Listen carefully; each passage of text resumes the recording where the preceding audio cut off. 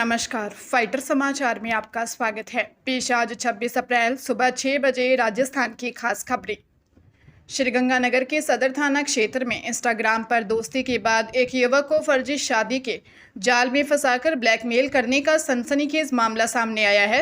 रत्तेवाला निवासी हितेश कुमार ने अनीता और उसके परिजनों के खिलाफ अदालत में इस्तगासा दायर कर मुकदमा दर्ज करवाया है। पीड़ित का आरोप है कि कोचिंग के दौरान इंस्टाग्राम पर हुई दोस्ती के बाद युवती उसे अपने घर ले गई, जहां आरोपियों ने फिल्मी अंदाज में फर्जी शादी रचाकर उसकी वीडियोग्राफी की।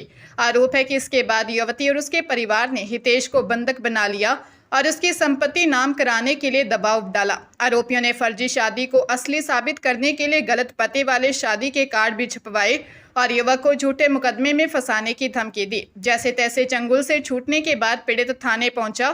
पुलिस मामले की गहनता से जांच कर रही है। आज आईपीएल में दो बड़े मुकाबलों के साथ डबल हेडर का रोमांच देखने को मिलेगा। दिन का पहला मैच दोपहर 3:30 बजे चेन्नई सुपर किंग्स और गुजरात टाइटंस के बीच चेन्नई के एमए चिदंबरम स्टेडियम में खेला जाएगा। अंक तालिका में फिलहाल दोनों ही टीमों ने अपने 7 में से 3-3 मैचों में जीत दर्ज की है। हालांकि बेहतर नेट रन रेट के कारण चेन्नई 5वें और गुजरात 7वें स्थान पर है। शाम का दूसरा मुकाबला लखनऊ का इकाना स्टेडियम में होगा, जहां शाम 7:30 बजे लखनऊ सुपर जायंट्स का सामना कोलकाता नाइट राइडर्स से होगा। लखनऊ की टीम अब तक 7 में से केवल 2 मैच ही जीत सकी है और 9वें पायदान पर है। वहीं कोलकाता की स्थिति सबसे नाजुक है, जो 7 मैचों में से सिर्फ 1 जीत और 1 बेनतीजा मैच के साथ अंक तालिका में सबसे नीचे 10वें स्थान पर बनी हुई है। दोनों के लिए प्लेऑफ की दौड़ में बने रहने के लिए आज की जीत बेहद जरूरी है।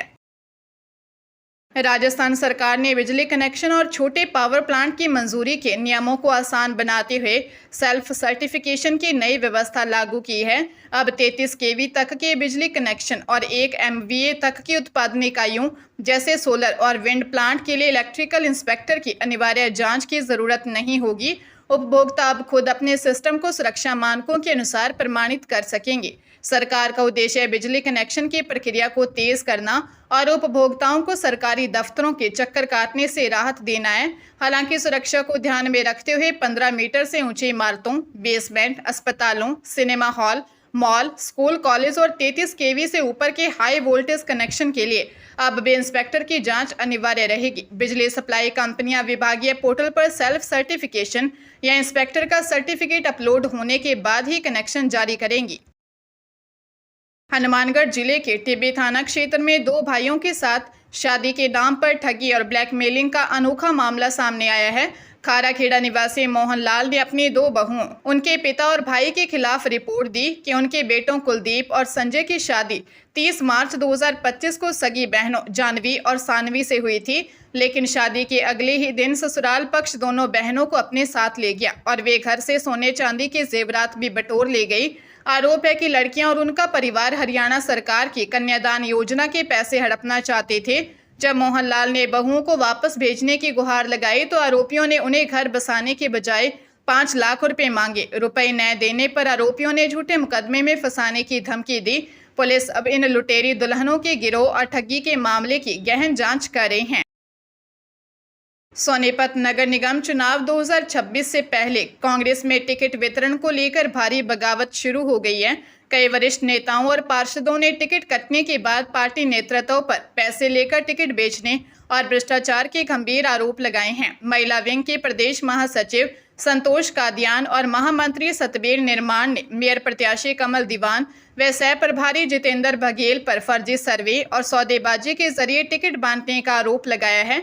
बागी नेताओं का दावा है कि वार्डों में टिकट के लिए 5 से 20 लाख रुपए तक की मांग की गई और योग्यता की जगह रिश्तेदारी को प्राथमिकता दी गई। उन्होंने कमल दीवान पर भाजपा के साथ मिली भगत का भी आरोप लगाया है। दूसरी ओर कमल दीवान ने इन आरोपों को बेबुनियाद बताते हुए कहा कि हाईकमान ने आपराधिक रिकॉर्ड और कमजोर पकड़ वाले उम्मीदवारों के टिकट काटे हैं। फिलहाल नाराज गुट ने निर्दलीय चुनाव लड़कर कांग्रेस के खिलाफ मोर्चा खोलने का ऐलान कर दिया है। जयपुर आरटीओ प्रथम ने 3 डिजिट के वीआईपी नंबरों की बैकलॉग एंट्री में हुए बड़े घोटाले का पर्दाफाश हुआ है। बाबू जहांगीर अली खान की गिरफ्तारी के बाद पूछताछ में सामने आया कि दलालों और कर्मचारियों ने मिले भगत कर दशकों पुराने निरस्त नंबरों को दोबारा सक्रिय कर नए वाहनों पर चढ़ाया। उदाहरण के तौर पर साल 1981 में एक ट्रक के लिए जारी RNB 0055 नंबर, जिसकी वैधता 1996 में खत्म हो चुकी थी, उसे 2025 में सिस्टम में हेरफेर कर एक जीप पर आवंटित कर दिया गया। जांच में कुल 2129 वाहनों के रिकॉर्ड खंगाले गए, जिनमें से 317 का कोई रिकॉर्ड ही नहीं मिला। इसके अलावा 1738 ऐसे वाहनों को सिस्टम में सक्रिय किया गया जो जनवरी 2018 के बाद निरस्त हो चुके थे। घोटाले में फर्जी एंट्री, वेरिफिकेशन और अप्रूवल के अलग अलग स्तरों पर धांधली की गई। पुलिस अब उन रसूखदार वाहन मालिकों और दलालों की तलाश कर रही है जिन्होंने मोटी रकम देकर इन पुराने फैंसी नंबरों को गैरकानूनी तरीके से हासिल किया। राजस्थान हाईकोर्ट जोधपुर की मुख्य पीठ ने पुलिस सब इंस्पेक्टर के खिलाफ जारी गिरफ्तारी वारंट की तामील न होने पर कड़ी नाराजगी जताई है। जस्टिस फरजंद अली की एकल पीठ ने इसे अत्यंत खेदजनक बताते हुए कहा कि पुलिस अधिकारी द्वारा कोर्ट के वारंट की अनदेखी न्याय व्यवस्था के लिए गंभीर संकेत है। मामला सिरोही के स्वरूपगंज थाने से जुड़ा है, जहां जांच अधिकारी कमल सिंह पिछले 1 साल से गवाही देने कोर्ट नहीं पहुंचे। कोर्ट ने फटकार लगाते हुए कहा कि यह न्यायिक प्रक्रिया में बाधा है और पुलिस महकमे की लापरवाही को दर्शाता है। मामले की गंभीरता को देखते हुए कोर्ट ने जोधपुर रेंज आईजी को अगली सुनवाई पर व्यक्तिगत रूप से पेश होने के निर्देश दिए हैं। साथ ही सब इंस्पेक्टर की गिरफ्तारी के लिए अतिरिक्त पुलिस अधीक्षक रैंक के अधिकारी को जिम्मेदारी सौंपने का आदेश दिया है।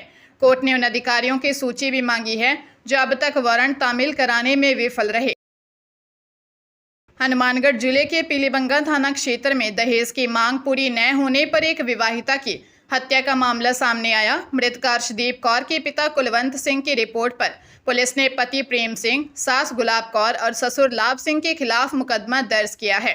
अर्शदीप की शादी वर्ष 2021 में हुई थी और उनका एक पुत्र भी है। पिता का आरोप है कि शादी के 2 साल बाद से ही ससुराल पक्ष दहेज के लिए अर्शदीप को प्रताड़ित कर रहा था। आरोपी पति, जो पेशे से ट्रक ड्राइवर है, अक्सर तलाक देने की धमकी देता था। विवाद सुलझाने के लिए कई बार पंचायतें भी हुई, लेकिन ससुराल पक्ष अपनी मांग पर अड़ा रहा। आरोप है कि सास, ससुर और पति ने मिलकर मारपीट की और अर्शदीप की हत्या कर दी। फिलहाल पुलिस अधीक्षक सुभाष गोदारा स्वयं मामले की जांच कर रही हैं और पुलिस ने घटनास्थल से साक्ष्य जुटाए हैं। देख पुलिस ने पैसे दोगुना करने का लालच देकर ठगी करने वाले एक संगठित गिरोह का भंडाफोड़ करते हुए 4 आरोपियों को गिरफ्तार किया है।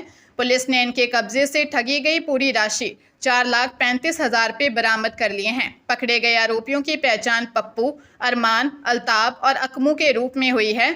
यह कार्रवाई प्रशिक्षु RPS नरेश कुमार चनेजा के नेतृत्व में DST और कामा थाना पुलिस की संयुक्त टीम द्वारा की गई। ASP दिनेश यादव के अनुसार अजमेर निवासी परिवादी को तांत्रिक बनकर कॉल किया गया था। आरोपियों ने खेड़ली जल्लो क्षेत्र में तंत्र मंत्र और चमत्कार का नाटक रचकर परिवादी को झांसे में लिया और उससे लाखों रुपए ऐंठ लिए।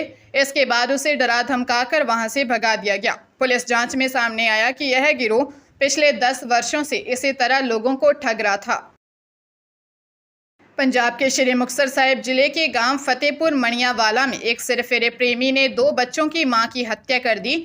आरोपी करणदीप सिंह अमृतसर के अजनाला से 231 किलोमीटर दूर महिला को सबक सिखाने पहुंचा था। पुलिस के अनुसार दोनों सोशल मीडिया के जरिए संपर्क में आए थे, लेकिन जब आंगनबाड़ी वर्कर रमनदीप कौर ने उससे दूरी बनाई और नंबर ब्लॉक कर दिया तो आरोपी ने बदला लेने की ठान ली। वारदात के दिन जब रमनदीप अपने सेंटर पहुंची, आरोपी ने बहस के बाद उस पर हमला कर दिया, जिससे उसकी मौके पर ही मौत हो गई। हत्या के बाद आरोपी कार सवारों से लिफ्ट लेकर भागा, लेकिन शक होने पर उन्होंने उसे उतार दिया। पुलिस ने CCTV फुटेज और साक्ष्यों के आधार पर आरोपी को गिरफ्तार कर हथियार बरामद कर लिया है।